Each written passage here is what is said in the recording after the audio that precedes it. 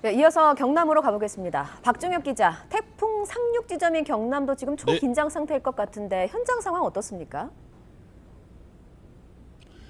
네, 조금 전 제주에서 전해주실 때는 바람도 거세고 파도도 높다고 했는데요. 지금 아주 고요한 상황입니다. 보시는 것처럼 비도 내리지 않고 있습니다. 다만 하늘은 잔뜩 구름이 끼어 있는 상황입니다.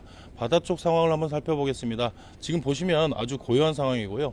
이 크고 작은 배들이 피항해 있는데요. 사실 이 지역이 지난 2003년 태풍 매미 때 큰 피해가 났던 곳입니다. 제 키보다 높게 이 물이 들어찼던 곳이라서 이 파도가 방파제를 넘어서 들어오면 이 배들이 부서질 수가 있습니다. 따라서 지금 보시는 것처럼 해경에서 경찰관들이 나오셔서 이 선주들과 직접 연락해서 보다 더 안전한 곳으로 이 배를 옮기라고 지금 연락을 하고 있는 상황입니다. 잠시 배를 육지 쪽으로 옮겨 보겠습니다. 보시면 이 배가 이렇게 바다에서 육지로 옮겨나온 상황인데요. 이렇게 이 바다에 있는 상황에서 태풍이 올 때 바다에 있으면 부서질 수 있기 때문에 이렇게 육지로 옮겨 놓은 상황입니다. 현재 태풍 흰남노는 상륙 지점으로 예상되고 있는 통영에서 이 710km 떨어진 지점에서 이동하고 있습니다. 이에 따라서 현재 경남에서는 창원과 거제, 통영 등 6개 시군에 강풍주의보가 내려져 있습니다. 또 13,000여 척의 어선이 대피했고 도내 여객선 운항은 중단된 상태입니다. 태풍이 다가올수록 이곳 마산항은 긴장감이 점점 고조되고 있습니다. 이유가 있습니다. 아까 말씀드린 것처럼 지난 2003년 이곳을 강타한 태풍 매미에 대한 트라우마가 있기 때문입니다. 제가 나와 있는 이곳은 당시 제 키를 넘길 정도로 해일 피해가 엄청났습니다. 태풍 상륙과 함께 이 일대에서만 17명이 숨졌고 재산 피해도 컸습니다. 더구나 이번 태풍은 그야말로 역대급 태풍으로 알려졌고 어제 제주에서는 1시간에 70mm의 폭우가 쏟아졌다는 소식도 전해졌습니다. 태풍이 오기도 전부터 제주에서 호우 피해가 났다는 소식에 이곳 주민들은 주말과 휴일 동안 모래 주머니를 쌓는 등 피해 예방에 여념이 없었습니다. 인근 상인의 말을 들어보겠습니다. 네, 2003년도에 저희들 태풍 매미 때 피해를 너무 크게 봤기 때문에 이번에 오는 태풍에 대비하기 위해서 사전에 준비해 왔습니다.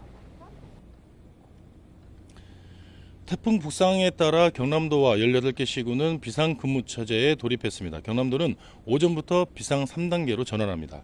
필요에 따라서 공무원 3분의 1 이상이 비상대기에 들어가는 겁니다. 주말부터 오늘까지 상습 침수구역, 대형 공사장, 배수시설 등 현장 점검 활동을 이어가고 있습니다.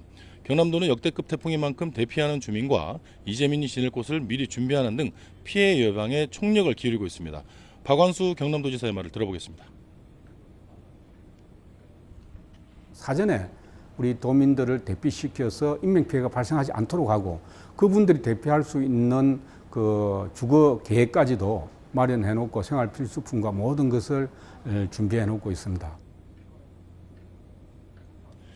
네, 지금 이 순간 아무리 강조해도 지나치지 않는 것은 바로 안전이라고 하겠습니다. 상습 침수 구역이나 산사태 위험 지역 주민은 안전한 곳으로 대피하고 태풍이 지나가는 동안은 절대 외출을 삼가하는 게 좋겠습니다. 기상청이 지금까지 겪어보지 못한 태풍이 온다. 또 태풍이 지날 때는 부디 안전한 곳에 머물러 달라고 당부한 만큼 인명피해가 나지 않도록 각별한 주의가 필요합니다. 해안가, 계곡 등 갑자기 불어난 물에 휩쓸리지 않도록 이런 곳은 접근하시지 않는 게 최선입니다. 또 고층 건물에서는 문과 창문을 닫아 사고를 막고 간판이나 지붕, 또 공사 현장의 시설물 등을 단단히 고정해야 합니다. 말씀드린 것처럼 아무리 강조해도 지나치지 않은 것은 지금 이 순간 안전입니다. 각별히 주의해서 이 피해가 나지 않도록 예방해야 되겠습니다.